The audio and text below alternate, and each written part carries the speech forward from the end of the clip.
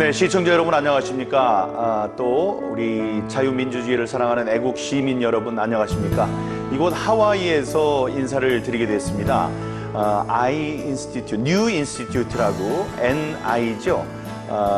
이쪽 하와이에서 대한민국의 차기 지도자들을 양성하는 그런 기관이 있습니다. 그 기관에 지금 찾아와서 여기 CSP, Center for Security Policy의 선임연구원이신 그랜트 뉴셈 우리 대령님과 함께 선임연구원님과 함께 앉아 있습니다. 제가 여기에 온 이유는 다들 아시겠습니다만은 국제조사단의 보고서가 어떻게 잘 작성되고 있는지를 점검하기 위해서 왔고요. 거기에 대해서 뭐 자세한 말씀은 드릴 기회가 따로 있겠지만은 지금 순조롭게 진행이 되고 있다는 것을 확인을 했습니다. 이제 12월, 그러니까 11월 말, 12월 초쯤에 발표가 될 수 있도록 착실하게 준비하고 있다는 말씀을 드리겠습니다. 여러분, 11월 3일에 대선, 미국 대선이 있었습니다. 여러분은 누가 당선되기를 원하셨을까요? 그런데 지금 그 상황이 순조롭지 않게 돌아가고 있습니다. 트럼프 대통령이 지고 바이든 전 부통령이 이겼다는 그런 언론의 보도가 있습니다만은 트럼프 현직 대통령은 그 선거에 부정이 있었다고 지금 주장을 하고 있습니다. 우리들이 아무리 떠들어봤자 이 미국에 계시는 분석가들의 그 의견을 따라갈 수는 없겠죠. 그래서 오늘 그랜트 뉴셈 대령님, 해병대 대령이시고 현직 변호사이시기도 합니다. 그리고 CSP라는 매우 중요한 단체의 선임연구원으로 계시는데 이분께 이번 선거를 어떻게 보셨는지 여쭤보도록 하겠습니다. 우선 미국 사람으로서 이번 선거를 보는 그런 또 시각이 있을 텐데 좀 여쭤보도록 하겠습니다. As an American, what do you think of what is going on with the election? I am very troubled. There's no nice way to put this, is terrible.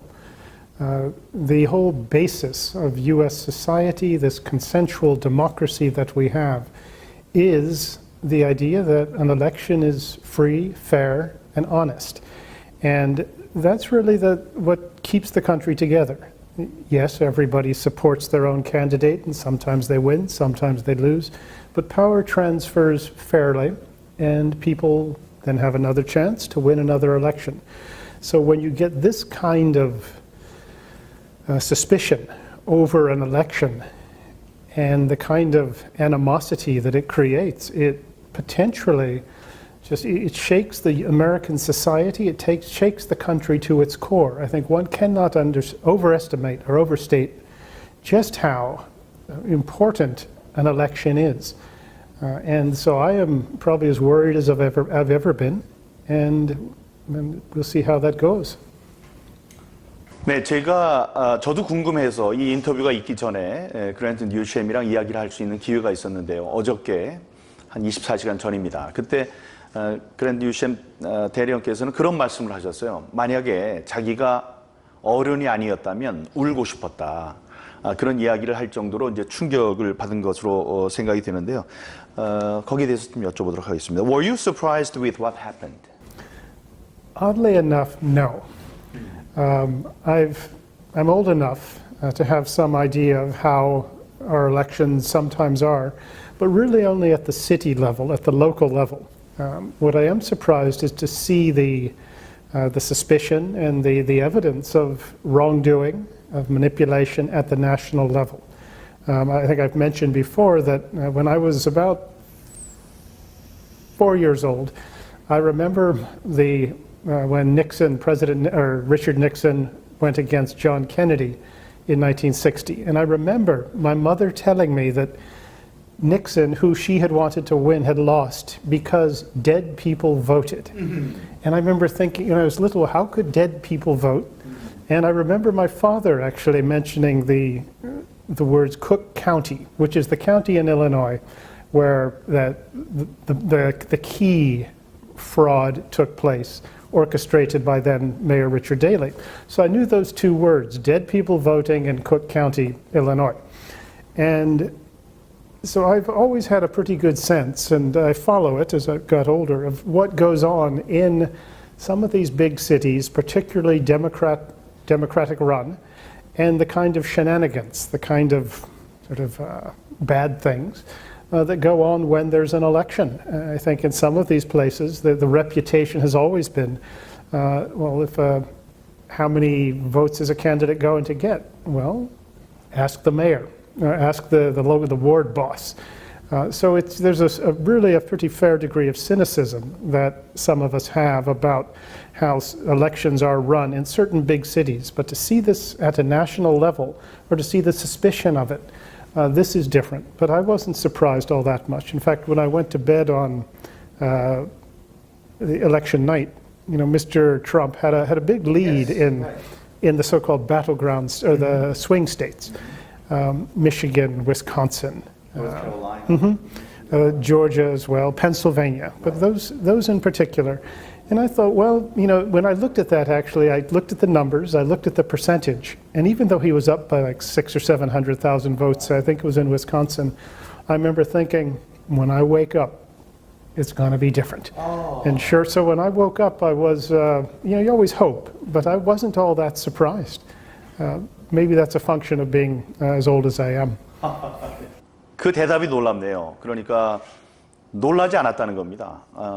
닉슨 대통령 선거 때, 닉슨과 케네디 때에도 자신이 어렸을 때인데 그런 경험도 있었고, 또 여러 사람들이 얘기하고 있습니다. 펜실베니아 같은 경우에는 이 부정선거로 악명이 높은 곳이다 이런 이야기를 했었는데, 그런 예로 봤을 때 전날 잠자리에 들 때까지만 해도 큰 차이로 이겼는데 내일 아침에 일어나면은 바뀌어 있을 것이다 라고 걱정을 했었는데 진짜로 그렇게 됐다는 이야기입니다. 그러면 그런 의심을 하게 된 그 구체적인 사례들이 있을 겁니다. 그걸 좀 물어보도록 하겠습니다. So what are the specific issues that raised your suspicion? Well, it was the improbability of these several key states having these Mr. Trump's sizable leads, having them switch overnight to a lead for Biden. And and what you found is the so-called vote dumps, which is the sudden arrival of a lot of ballots in the middle of the night, and apparently overwhelmingly, if not in some cases, completely for candidate Biden. That just doesn't happen.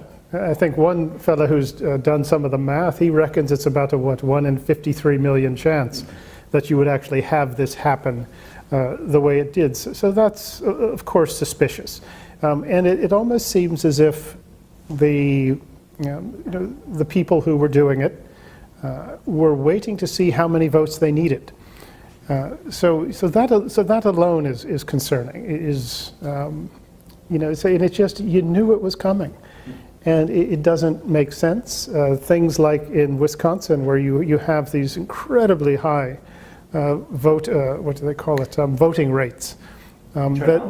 Turnout rates that's never happened before. You have the reports of, say, some thousands of dead people voting in Pennsylvania.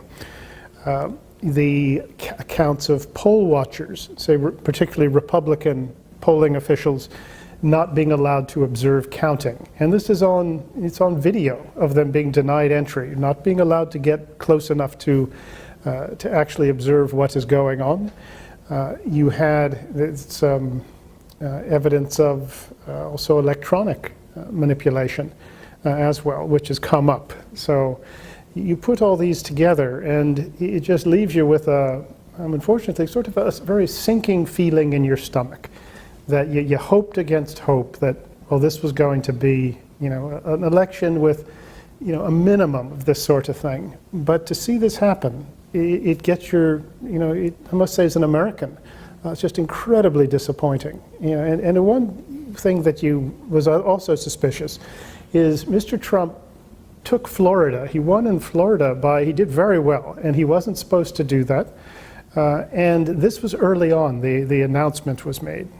And one got the impression, you don't have to be overly cynical or suspicious to think that when this was observed, that Trump had surprisingly done very, very well in Florida, where it was thought he might even lose, that this, I think, raised some alarms in some quarters that they were going to have to step up their efforts to get the right amount of votes in the key states. And it's important to remember this is the key states. And any good election strategist, and there are people who live and breathe this and know, have a good sense of elections and voting.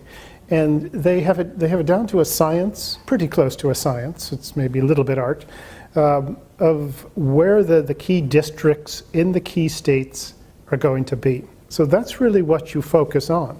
You don't have to worry about North Dakota or little South Dakota, but rather it's the key districts in the key states, and if you can get those, then your candidate has a very good chance. And if you can cheat a little to get those, well, if you think the ends justify the means, that's always a possibility. 잠깐 언급이 있었습니다만은 우리는 이제 선거 개표 참관인들이 있습니다. 참관인들이 1m를 떨어지라고 이야기를 해서 그거 가지고 시비가 많이 일었었는데 이쪽에서는 10m를 떨어지라고 이야기를 했습니다. 특히 민주당 사람들 말고 이 공화당 사람들은 참관인이 들어갈 수 없도록 이 병 때문에 그렇다, 팬데믹 때문에 그렇다 이런 이야기로 이제 밀어내고 그랬었거든요. 그래서 그 사람들이 망원경으로 그 돌아가는 상황을 봐야 됐고 그런 우리 한국에서조차 이해하기 힘든 상황들이 많이 벌어졌습니다. 그 의심스러운 상황들은 이제 언급이 됐는데 혹시 우리 한국과 같이 이런 해킹이 혹시 있었을 가능성은 있었을까요? 그것도 궁금한 점입니다. 묻도록 하겠습니다. Is there evidence of hacking of voting systems? Well, that there is. The one well-known case that got attention very early on took place in Michigan. I think it was Antrim County. And you had in the 2016 election, this district had gone about 60% for Mr. Trump, 40% Biden, or Mrs. Clinton. And in this election, it was coming out at the reverse, which didn't make sense. It's completely against historic voting patterns in that county. So there was an inquiry raised, and it was announced, there was a computer glitch that caused a problem, and the vote switched to give Mr. Trump 6,000 votes and take away a comparable number of votes for Biden. So it switched completely. And what you notice in these things, whenever there's a sort of a charge raised about hacking or the electoral hardware, the systems being manipulated, and this can be either by distance, it can be done locally, there's different ways to do it, and hackers would know that when that is done, it's always described as, it's just a glitch. Or, well, a glitch, what is a glitch? You'd think it was a leprechaun or some sort of little fairy who's come in and done something. No, there's usually a reason why these things happen. And particularly when it involves a vote count. It's not as if the whole system collapsed, but rather it was a vote count that was somehow coming out the opposite of what it should have been. So that raised some concerns. Additionally, the company that's gotten a lot of attention here is called Dominion Voting Systems. In 2015, in a local election or referendum in New Jersey, and New Jersey's a very democratic place. There was some very serious problems with their hardware, to the point that a local election official said, we have had chronic problems with Dominion voting systems. And these are in use in parts of the US and some of the other closely fought states. And this is a problem. Earlier in this year in January, the US Congress actually had a hearing, and they brought in the heads of the three leading voting system companies, and one of them was Dominion. And in the Congress's sort of examination, they voted, the bosses, the chairman, the presidents all said, well, yeah, our systems are safe. But it was clearly revealed in the inquiry that well, all of these have Chinese parts. They all admitted that, saying, well, we can't help it, it's the supply chain. That's a concern. And then the capability of hacking or manipulating any piece of electronic hardware it exists. And in the write-ups on the hearings, it refers to that these companies scrimping on security in the name of convenience. Also, the write-ups mention really the opaque financial and operational activities of these companies. So this is something that certainly gets your concern. And there was even, if you do your homework, there was a Senate Intelligence Committee hearing in 2018 or so, and they examined Russian hacking or cyber interference in the 2016 election. And much of the report is blacked out. Mm-hmm. But the parts you can read are very interesting because it shows the Russian cyber agents that works, getting right into the American electoral system and almost down to the voting machines in the say the school cafeteria where the voting takes place. It was amazing how comprehensive and thorough the reconnaissance was. And they described this really as a reconnaissance. And that gives you a sense of how much interest that outsiders have in our systems, the efforts to which they presumably will go. There's no reason to think they wouldn't, given everything else that they hack. Start with the American Office of Personnel Management. Personnel records, the vast majority of which were hacked during the Obama administration by the Chinese. And why is an American electoral system off limits? It doesn't make sense. So that, as I say, gives you considerable concern about this, but also doesn't have to be an outsider. You have dedicated party activists in the US. If you can get to one or more machines and you can manipulate them, let's say to have random votes go from one candidate to another, well, and it's in these key districts, well, that can work just as well, and it can be just overwhelmingly effective. Once again, you just have to get a few districts in a few states. And if the systems are vulnerable, if you have people with the inclination, the motives, the opportunity, the access, well, one has to be concerned about this. And one point I forgot to mention that why my suspicions were raised about all of this is in the evening when I went to sleep on election night, Las Vegas bookmakers, who are usually very good, they were giving Mr. Trump about a 75% chance of winning. And it's funny that you would almost trust the Vegas bookmakers more than you would a Harvard PhD. So that too is something that got my attention. But back to the electronic hacking part, it is a vulnerability, and there's certainly evidence that it happened in at least one place, and there's a move to actually check the other counties in Michigan, where they use similar hardware and see what could have happened. Do a detailed forensic examination, and that for the confidence of every American, I think we should all welcome this, and the findings are what they are. Correct me if I'm wrong, but the gamblers in Las Vegas, they betted more money to Trump to win. You didn't hear that? I didn't follow it. I'm not a gambler, but I didn't follow it enough. But in Fox News, I heard the newscasters, talk about it. Oh, I see. Well, that would be the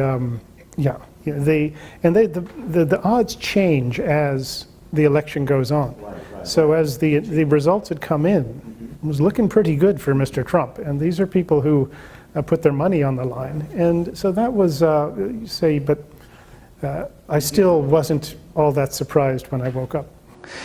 And one of the findings, the House representative, the committee found out is that the vote counting machines, they were connected to internet.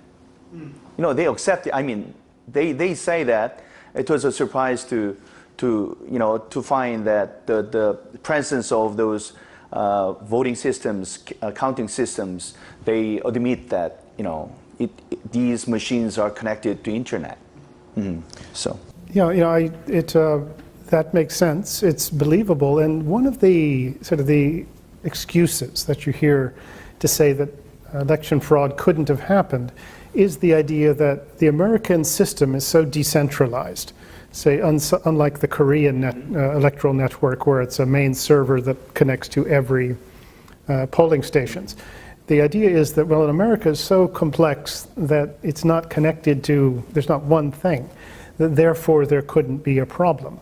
And you hear that, but once again, think about it. You just need a certain number of machines in certain districts in certain states. And if you narrow it down to that level, it becomes a much more manageable thing to do. 예, 도미니언이라는 이제 회사가 등장합니다.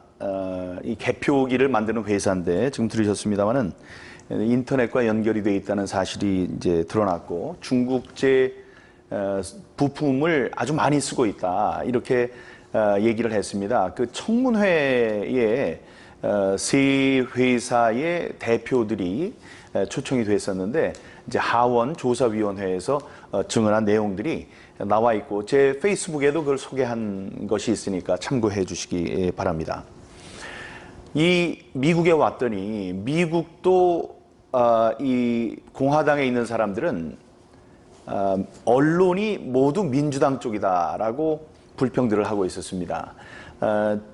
지금 법에 따르면은 법원이 대통령 당선자를 결정하는데 편의적으로 개표 상황을 보면서 누가 이겼다고 지금까지는 발표를 해왔었죠. 그러면 지는 쪽에서는 그걸 이제 받아들였었습니다. 이게 차이가 많이 나고 선거에 부정이 없었으니까 이거는 내가 졌다라고 얘기를 이제 하는 거였죠. 하지만 이번 같이 트럼프 대통령은 이번 선거가 옳게 된 것이 아니다. 부정이 있었다라고 주장을 하는 때에는 그 결과를 놓고 함부로 당선자라고 얘기하기가 어려울 겁니다. 그런데 지금은 그렇게 하고 있거든요.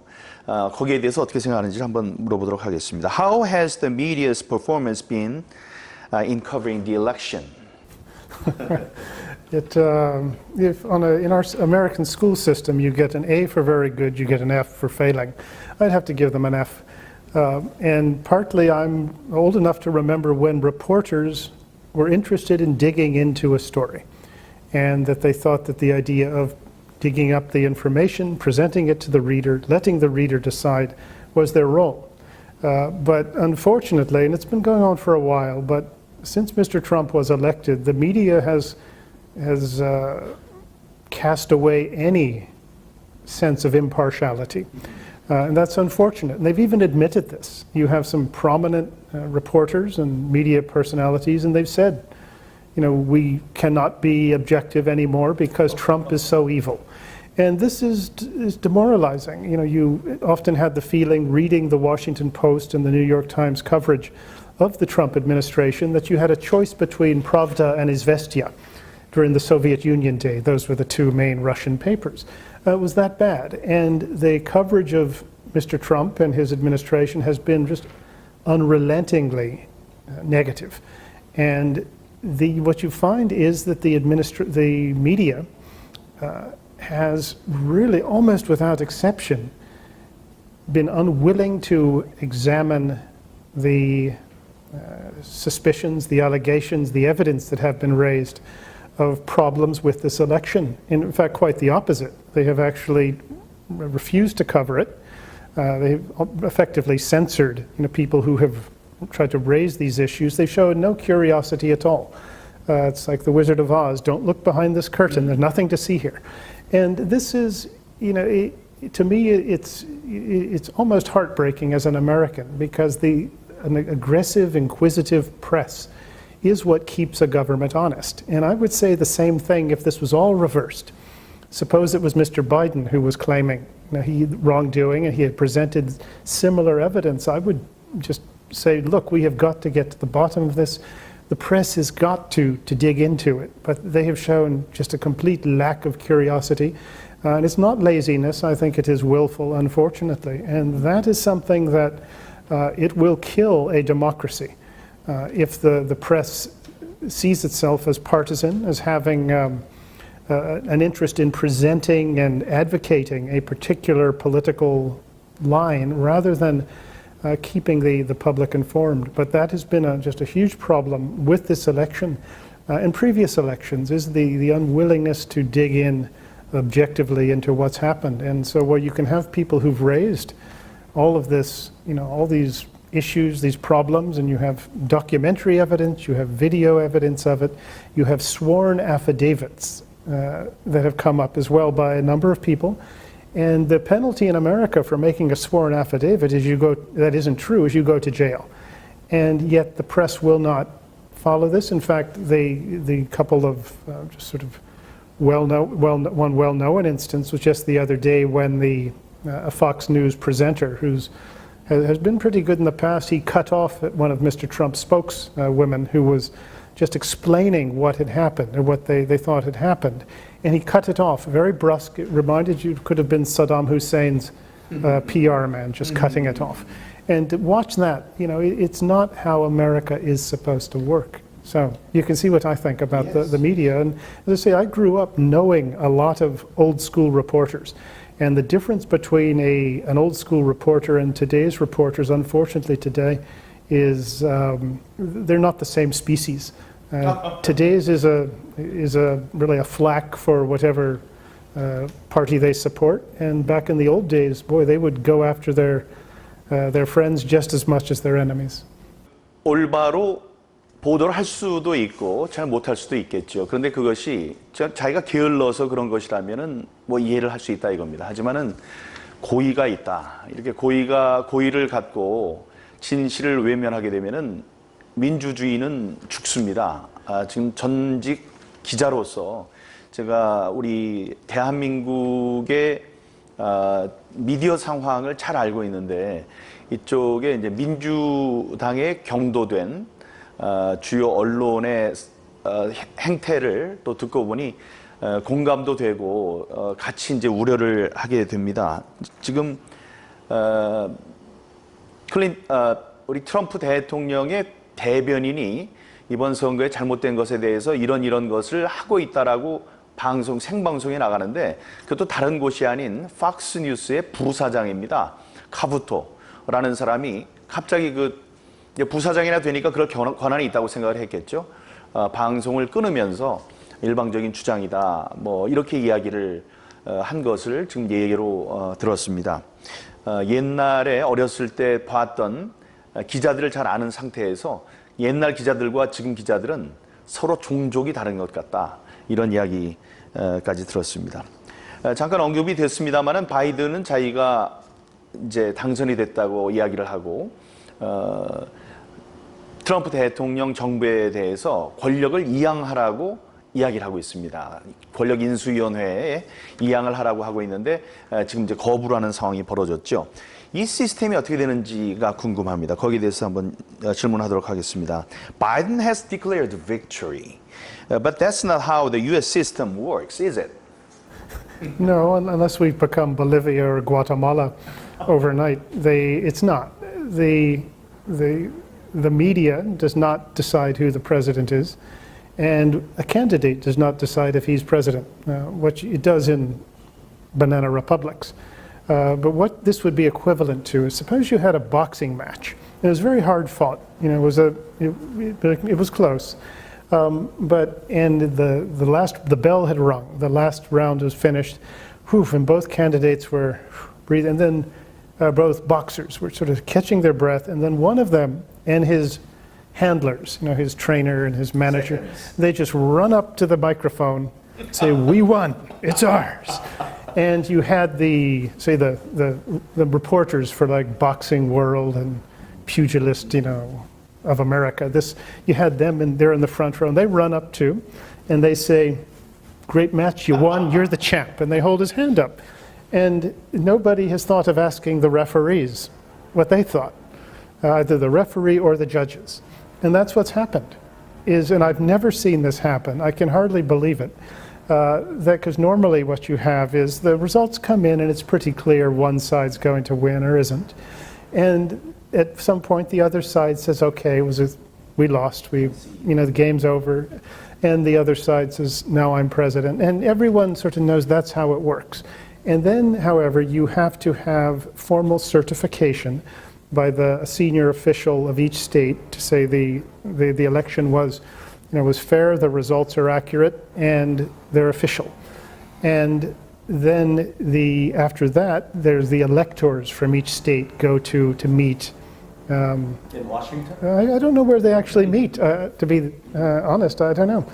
And but they cast their vote, and that's when it's finalized, not before.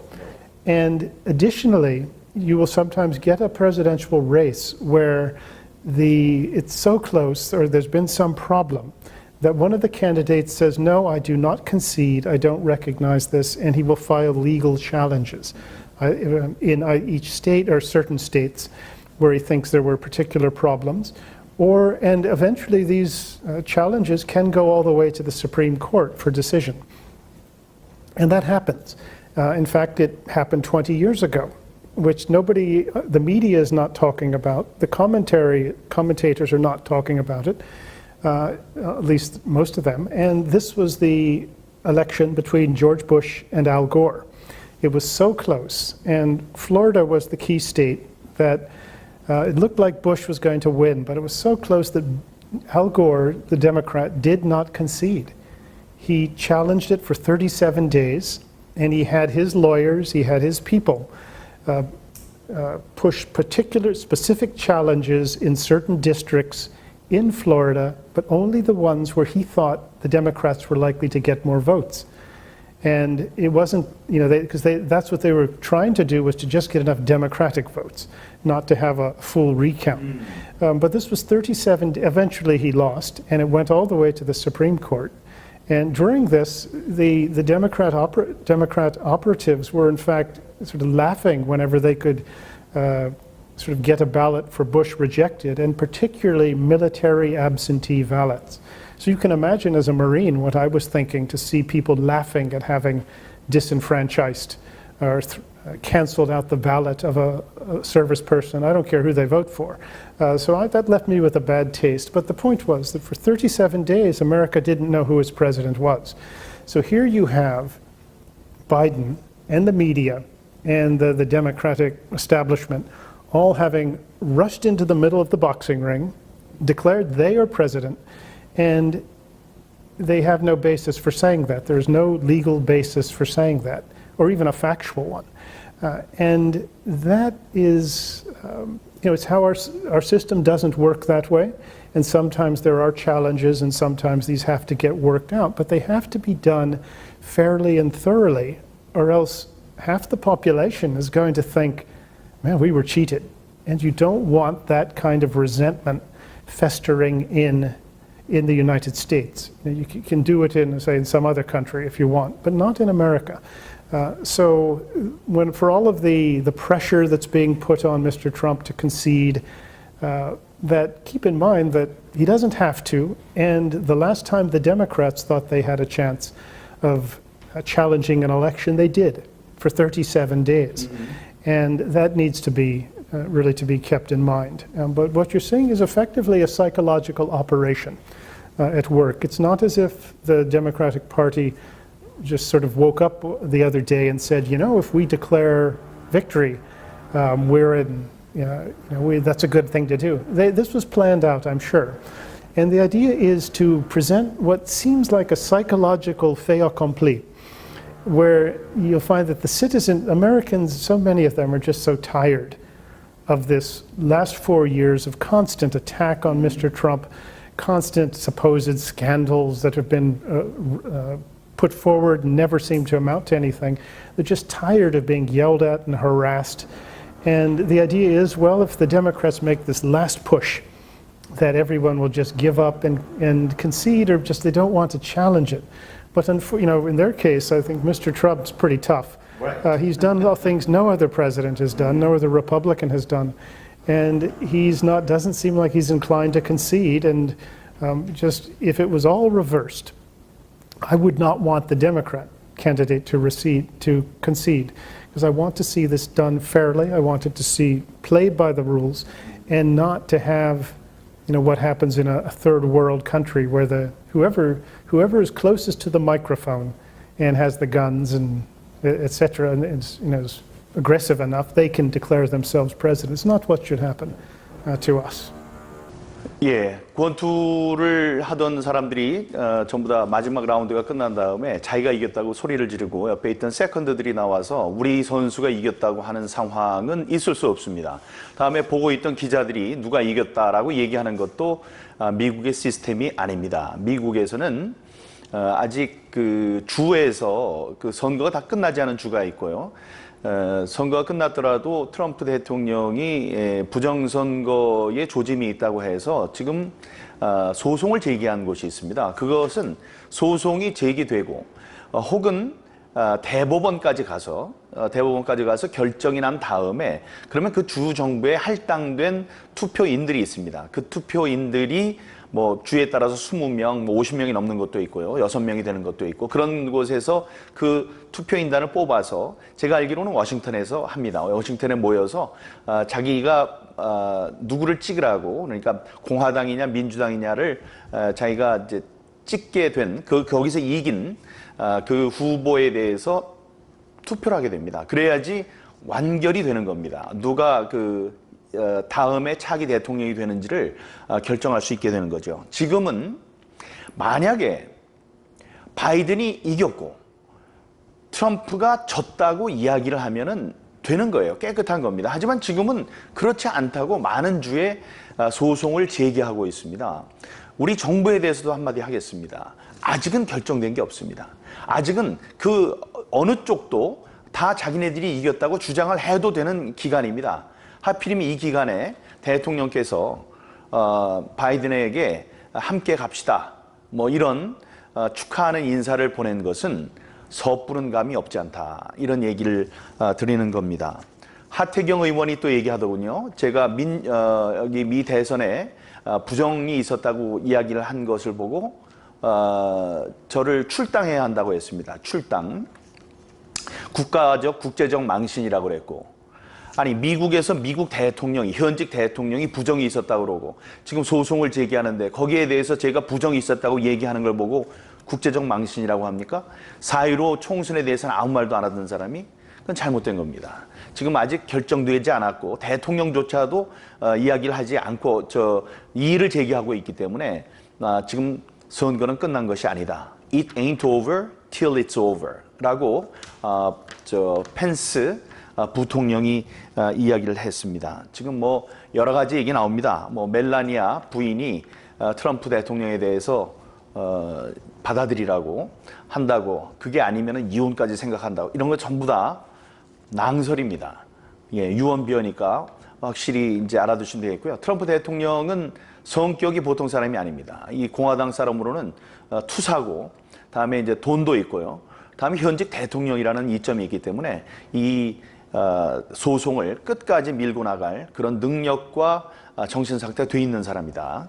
이런 말씀을 드리겠습니다. 모든 것이 정리돼서 누가 승자로 이 법원에서 가려진다면 그때는 하나가 되는 모습을 보여주자는 것이 미국의 시스템이라고 저는 생각을 합니다. 그럼 이렇게 이번 선거가 부정이다 아니면 부정이 아니다 뭐 이런 서로의 그 논쟁이 있을 때 이 일을 어떻게 헤쳐나가는 것이 좋을까요? So what are the potential problems that come from an election where a large part of the population either thinks the election was rigged or doesn't know if it was or was not rigged? Well, it potentially threatens to break the country apart, literally. This is how bad it is. Because as I said earlier, that traditionally, we all support our candidates. Sometimes they win, sometimes they lose. If they lose, well, that's okay. You have your chance 4 years later. But when an election is suspected of having been rigged at the national level, it creates a belief on one side that, well, we have no chance of ever winning again. If you could cheat this way once, for president, the most important of the positions, well, we have no future, prospects, and are we second-class citizens? You don't want that sort of lingering, festering resentment to continue to exist or continue in a country. It is as unhealthy as something can be. It creates a cynicism in all public service, in everything the government does. It makes it almost impossible, or much less likely, that anyone will even try to cooperate with the side they think has cheated them. Of course, the side that has prevailed, they think everything's just fine, and they just say, oh, let's forget about it, let's be friends now. But this has gotten to the point, and you've seen the venom building up over the last probably 3 decades that I've noticed, to the point that, I mean, the hatred that you see in the US between these two factions, with most of it the real hatred coming in one direction. And that's, you'll notice that Trump supporters, even though they feel they have been cheated, they're not out rioting. Well, who's been doing the rioting this year? That speaks for itself. And I say this is, and if it was all reversed, as I said, I would say the same thing. So, but what you potentially have, and this is something to watch for, is there's going to be 2 revotes for the Georgia state senator, for the position of senator from Georgia. And if the Republicans do not hold these seats, that then, and if Mr. Biden is the ultimate president, if the Democrats control the presidency, the Senate, and the Congress, that they most likely will launch a sort of an effort to push America much, much farther to the left than it wants to go. And the outcome of that, I couldn't even predict. I wouldn't want to predict. But you just cannot rule out the possibility of some real violence or friction, or just the resentment that will destroy a country, turn America into like the Balkans, where everybody hates everyone else. And you don't want that. And there could be, if you listen to what, and I will mention this because I was a Marine for 30 years. I've been American for longer. And one thing we do not do is we do not demonize people who disagree with us. We maybe unless it's like a sports team or something, we might, but no. But we don't do that. And what you're hearing from some people on the Democratic Party side is the calls for destroying anybody who supported Mr. Trump, holding these truth commissions so people can confess their errors for having supported Trump. Really, and I'm not. This is. It is probably the most despicable thing that I have heard any American ever say, and certainly any American in public office. And this is something that should get everybody, Democrat or Republican, very concerned. And what you have seen or noticed is nobody in the Democratic leadership has slapped these people down for saying this. And this, to me, is something that hasn't gotten the attention it deserves. But if you watch this election closely, the fact that people on the Democratic Party side, some of them actually respected or at least listened to, and with some influence, are saying this to destroy your enemies. That is something that will destroy a country. And this is something that I never thought I would see in America. But that's what I see. And then we're just talking domestically.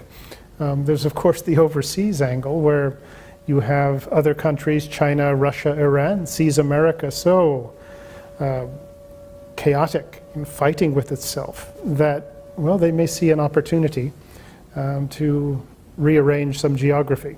And so it's hard to see a silver lining in any of this. I think America has got a very serious problem that it has to deal with now. And if it deals with it honestly and fairly, then I think it can come out okay. But I must say, I'm afraid I have my doubts. But an election really is the fundamental part of this American experiment, and that's what it is.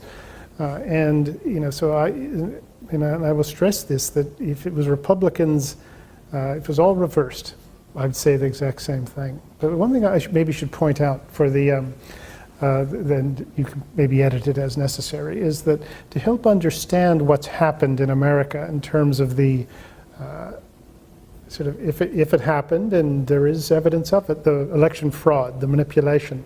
One way to look at it is that the what happened is that the ballot pool, the number of ballots that were put out in advance got to be really big because of the so-called COVID-19.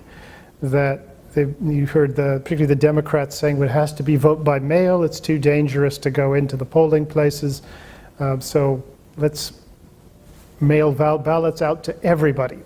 And that's what happened, is you had just ballots mailed to dead people, to people who had moved, to people who had not voted.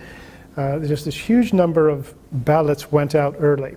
And normally in our system, if you want to vote, you either go on election day, or you can vote by mail or with an election or an absentee ballot, but you have to request it. Somebody has to formally request the ballot to be mailed to you, and then the electoral office confirms the information, mails it to you.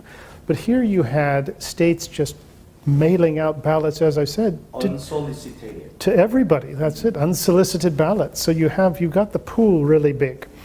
And then what you want, if you're trying to cheat, is you want to eliminate or weaken the verification procedures.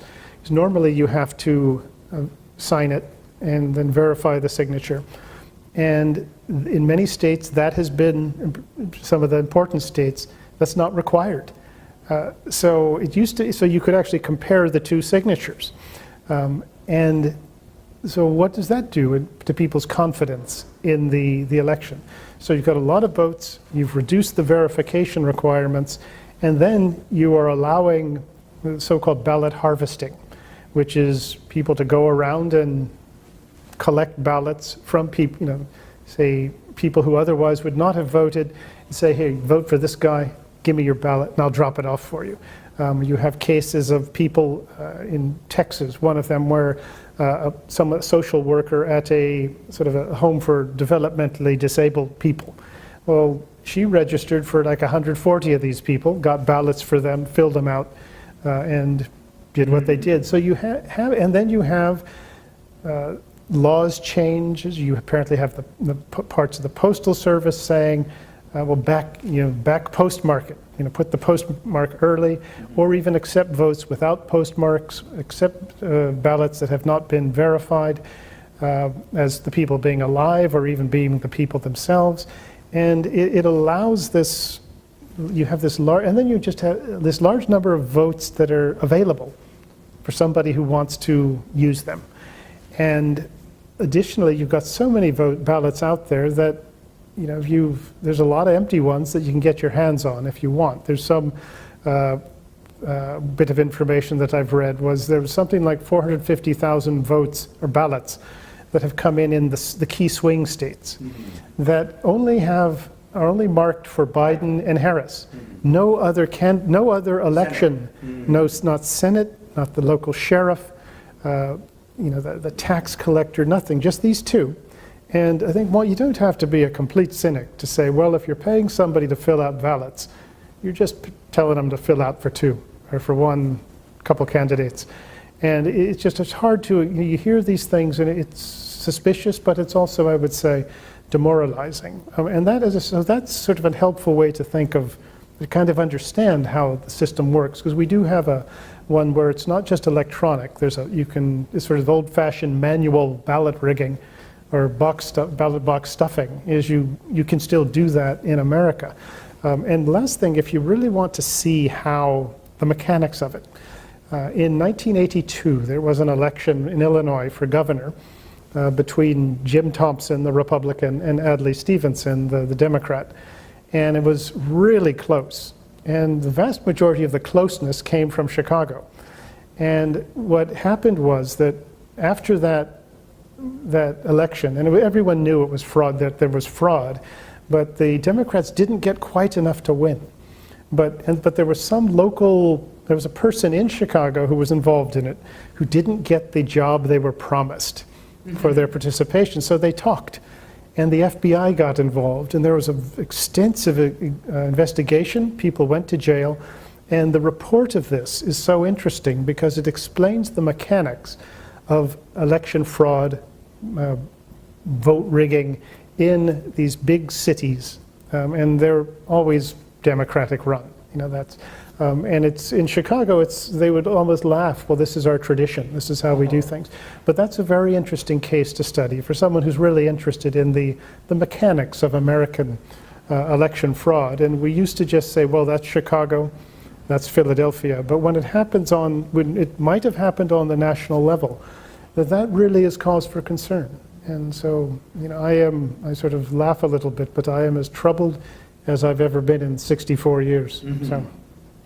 예, 지금 많은 말씀을 이제 하셨는데 이제 중요한 말씀 중에 그게 저한테 와닿았습니다. 이 공화당 사람들은 뭐 졌다고 해서 상대편 사람들을 뭐 악마로 취급하거나 이러지는 이제 않는다.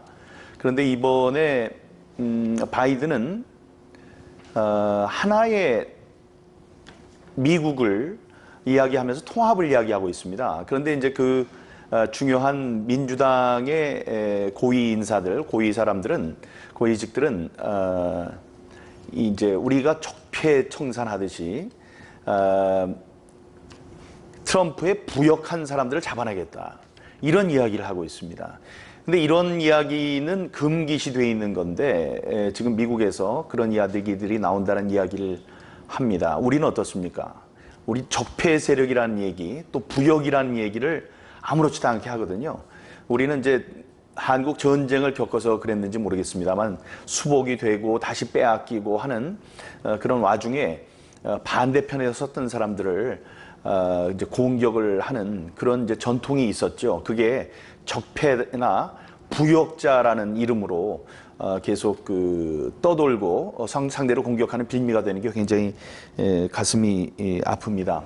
지금 말씀하신 게 선거 제도가 바로 서지 않았다는 그런 마음을 갖게 되면은 단합이라든가 통합은 있을 수 없다는 거죠.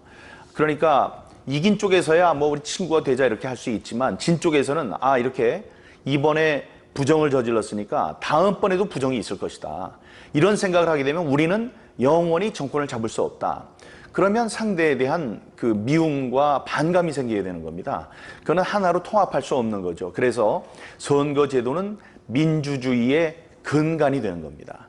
그 근간이 무너지고 있는 것 같아서 저 같은 사람이 이제 싸우고 있는 거죠.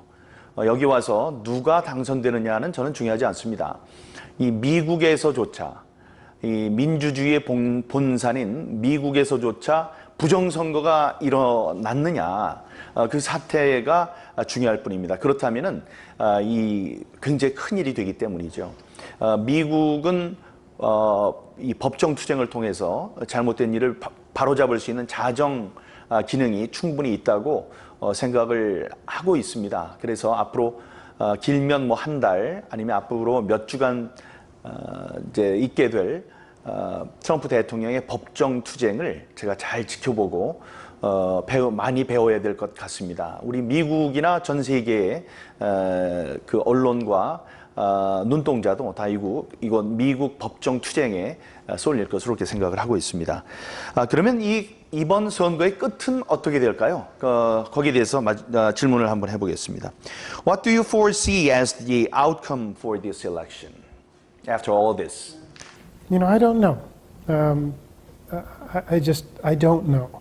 I would note that the country is pretty much evenly divided, fairly evenly, and that it has to be pointed out that there are a lot of people who do support the Democratic Party who voted for Biden and were alive to vote. That there's a huge amount of support for the other side, or the Democratic side, just as the Republican side and the Trump side got a lot of support. And so that needs to be pointed out. But it is this tipping of the scale, which seems to have become a sort of a regular part of our elections, that it can't continue. If the country is going to continue, I don't know how we're going to get out of this. And that really gets to the importance of running fair elections, and when suspicions are raised, when evidence is presented, that you have to really get to the bottom of it. And if it's an administration in power or one that wants to be in power, whoever it is, they have got to do everything within their power to resolve these allegations. And if you don't, then you could see the country, as I say, dividing itself into two parts, really at each other's throats.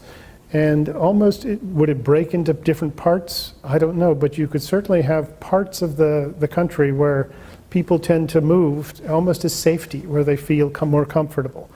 And that would be sort of a shame to have that happen. But in terms of who's going to be president in January, I don't know. I may have some. I just don't know. If you held a gun to my head, I could probably say, but I don't know. We'll see how this plays out. I think that in a week or two we should have a better idea. And these sorts of charges of election rigging, they're by their nature, they're hard to prove. Just the nature of it. Because if you're trying to rig something, you're trying to do it without anybody finding out. Plus, to be able to demonstrate that it happened on a big enough scale to affect an election, that too can be hard to prove. But if you go back and do a very careful forensic examination of many of the states, and you look at the records, you compare the voting records, compare the actual ballots, look at the machines. If you wanted to do it, you can. And I would like to see that done, particularly in the close states, the key states. But I just don't know. Did I ever think something like this would happen? Nah. 역시 이제 책임 있는 분이라서 해군 대령 출신입니다. 해병대 대령 출신이죠. 변호사도 하고 그래서 이번 선거 결과가 어떻게 결론 지어질지에 대해서는 말을 아끼고 있습니다. 하지만 선거의 결과가 분명하게 결정되고 모든 사람이 거기에 대해서 납득을 하지 않는 사태가 오게 되면은 서로가 멱살잡이를 하면서 나라가 분열될 것이다. 그것은 분명하다. 이렇게 이야기를 합니다. 한국도 마찬가지입니다. 선거에 대해서는 조금의 의심이 있더라도 우리들이 깜짝 소스라치게 놀라면서 잘못된 게 있는지를 살펴봐야 됩니다. 이번 선거에 부정이 있었다고 느끼는 저와 같은 자유시민, 애국 시민들, 그 사람들의 그 의혹, 의심이 모두 풀어질 수 있도록 정당한 대법원의 재검표가 반드시 있어야 할 것입니다. 그 이후에야 사람들은 우리 통합을 이야기할 수 있게 될 겁니다. 그리고 미국의 결과는 아직 결정되지 않았으니까 여러분이 트럼프를 좋아하시든지 아니면 바이든을 좋아하시든지 거기에 대해서 마음껏 이야기를 할 수 있습니다. 우리는 자유국가입니다.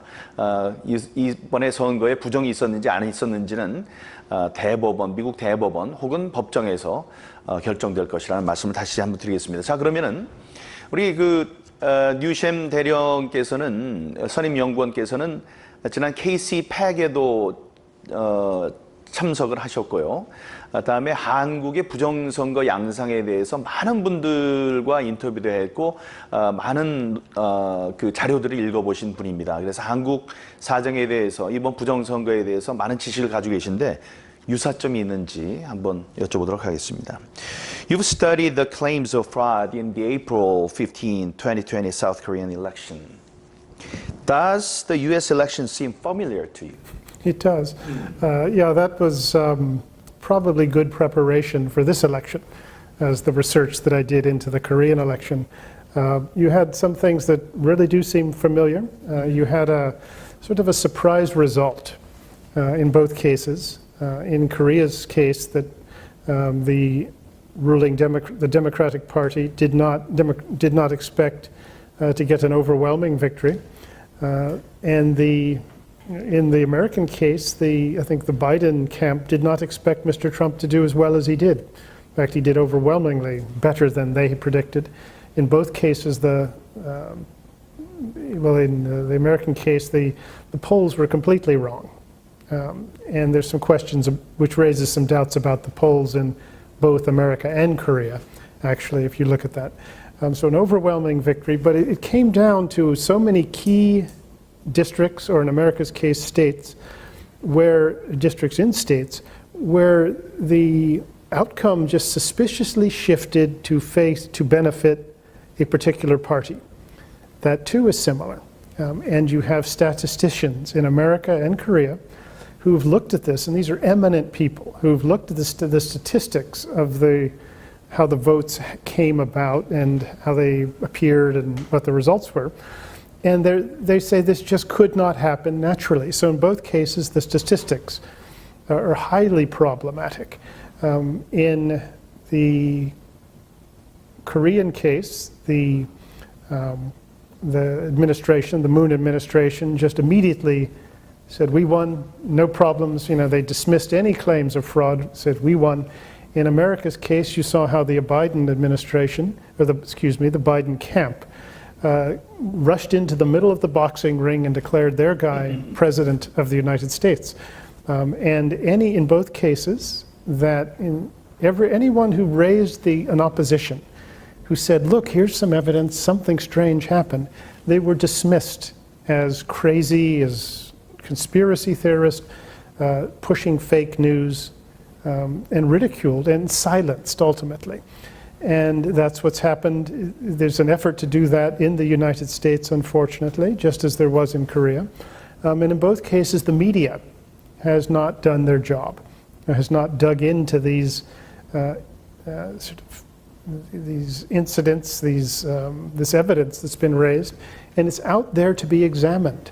If the media wanted, they could go after it. And I would note that earlier this year or last year, in a local election in North Carolina, there was allegations of voter fraud, ballot harvesting. It was in a Republican primary race. And the New York Times flooded the zone with reporters, which flooded the zone means they sent a lot of reporters to look into it because it's Republicans. But when it's Democrats charged, the New York Times and everyone else shows not much interest. So you saw the media in both countries, for some similar reasons, some different reasons, not looking into these allegations, which are necessary in order to resolve the issues and to maintain trust on both sides in the government. One thing you saw in Korea was the losing party, the UFP at the time. The leadership actually said, well, we're not going to challenge it, we're going to accept the results. In America, on the Republican side, you actually have some people who've said, well, let's not cause trouble, let's just let it go. And that too is similar, because you think the people who would challenge it the most, that some of them have said, well, we don't really want to, it's for whatever, and there's different reasons. So that's similar. You have allegations of electronic fraud in both cases. You have the voting machines, the ballot counting machines, that are alleged to have been manipulated. There's certainly the possibility of it exists in both cases, and that's, I think nobody would deny that. And there's evidence in both cases that it was. So you have that. You have evidence of actual ballot fraud, fraudulent ballots existing. You have evidence of poll watchers, the polling officials from certain parties not being allowed to do their jobs, not being allowed to get in. So there's actually, and maybe one of the big similarities is the importance, if you're going to cheat, of getting ballots early, getting your early votes, to have as much time as possible to get your your votes, and you want them to have it. So you've got these votes on standby, and then you watch how the election day vote plays out, and then you allocate them as necessary. And in America, it was done with this sort of the mail-in ballots, where they mailed ballots to everyone. In Korea, it was done with the early voting system. And that's where it's easiest to manipulate, because you need it's helpful to have some time to be able to have things in order. And to see how many votes you're going to need to shift around. So there's some real similarities. It would be interesting to get somebody, say, from Philadelphia, one of these I mean, and I'm not saying that in jest, but from one of these big cities run by democratic machines where they have a history of peculiarity on election day, and to get them together and then talk about, if they get their Korean counterparts, compare notes and see how they did it. I'm not, it sounds funny, but yeah, I'm not really joking. So I do see, so I was, maybe I was more attuned than many people to what was going to happen and is happening in America, I think, because of my experience with the Korean election. But in both cases, the potential risk to the entire nation cannot be overstated. And once again, and as I will say for like the eighth time, if it was all reversed, I would say, and it was the Republicans instead of the Democrats or vice versa, or in Korea's case, if it was the Democrats or the PPP or vice versa, I would say the exact same thing. So. 매우 흥미로운 일입니다. 지금 생각하니까 우리 뉴셴 대령, 뉴셴 변호사 이분은 CSP의 선임 연구원이시기도 한데 한국의 부정선거를 6개월 전에 공부를 하신 거예요.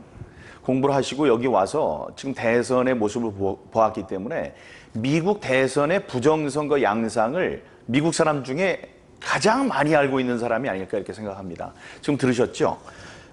관외 사전투표 이쪽에서 얘기하는 우편 투표입니다. 거기에서 부정이 드러났고 다음에 중요한 도시, 중요한 그 거점에서 특정 정당이 사전투표 혹은 우편 투표에서 갑자기 상승하는 현상이 일어나기도 했고요.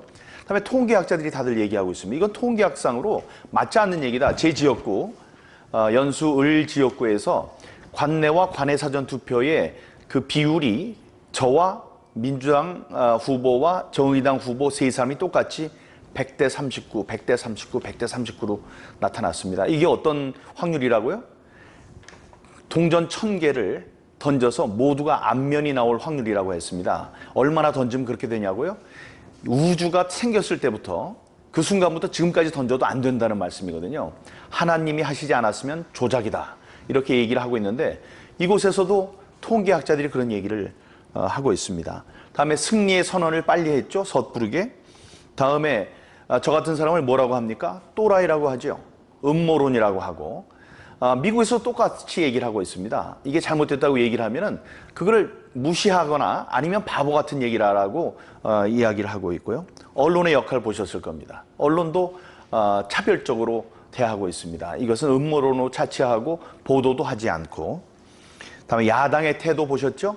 우리 야당, 국민의힘, 하태경 뭐 이런 사람들 여기서도 마찬가지입니다. 몇몇 사람들은 빨리 받아들여라. 부정선거 자꾸 실험하지 말고 졌다고 받아들이는 게 어떠냐. 이렇게 미트 롬니 같은 사람, 한 3사람 얘기가 나오던데 그런 사람들이 그런 이야기를 하고 있고 전자개표기를 이용한 것, 또 투표 용지도 이상한 것, 또 이런 것들, 투표 참관인의 참관을 방해한 것들, 이런 것들이 다 나옵니다. 근데 저는 여기 하나 더 해가지고 하고 싶은 생각이, 덧붙이고 싶은 것이 우리 변호사들, 저를 돕는 석동현, 도태우, 박주현, 유승수, 유정화, 또 몇 분 계셔요. 또 계시는데 이런 분들이 6개월 동안 법정 투쟁을 위해서 준비해 오신 많은 서면들 이런 게 있습니다. 그들의 투쟁을 이쪽에 트럼프 대통령의 변호사들은 단 일주일 만에 그대로 따라하고 있습니다.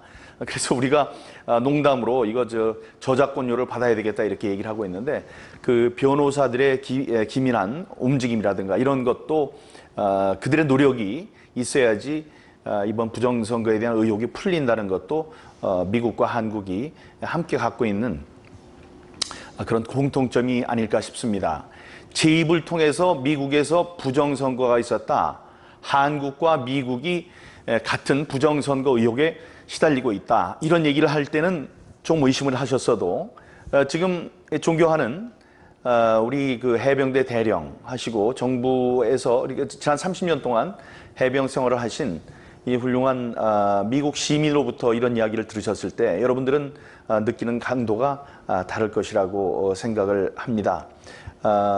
우리는 결정이 날 때까지 싸우고 우리는 대법원에서 싸우고요. 이쪽 미국에서는 아직 뭐 한 달간의 한 달쯤의 여유가 있다고 생각을 하는데 이곳에서도 싸울 겁니다. 부정선거가 있었다는 그 증거를 갖고 얘기를 했습니다. 여러분, 부정선거는 민주주의의 기둥을 갉아먹는 최대의 적입니다. 그것이 잘못됐을 가능성, 그런 가능성을 우리는 염두에 두고 이번 일을 치러야 한다고 생각을 합니다.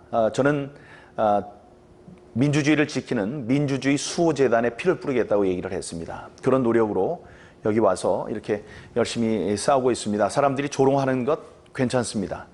재검표만 제대로 돼서 우리 민주주의를 지키는 그런 데에 일조가 된다면 제가 조롱을 받는 것은 아무렇지도 않습니다. 자, 오늘 이렇게 뉴 인스티튜트에서 하와이에서 뉴셴 우리 대령님과 함께 귀한 시간을 갖고 이분은 이번 선거 대통령 선거의 여러 양상들에 대해서 어떻게 생각하는지를 들어봤습니다. 굉장히 심도 있고 또 이분의 인생이 전부 다 인생의 역정이 드러나는 그런 사려 깊은 의견들을 저희들과 함께 해주셔서 감사합니다. 예, 여기 한국에 계신 시청자 여러분 항상 존경하고 사랑하고 감사합니다. 3.5%의 사람만 있으면 세상은 바뀐다고 했습니다. 우리 5천만 인구 중에 175만 명이 지금 부정선거를 위해서 싸우고 있습니까? 그러면 충분합니다. Okay, thank you very much for your precious time and sharing us with your deep insight. A pleasure. Well, thank you very much. Thank you.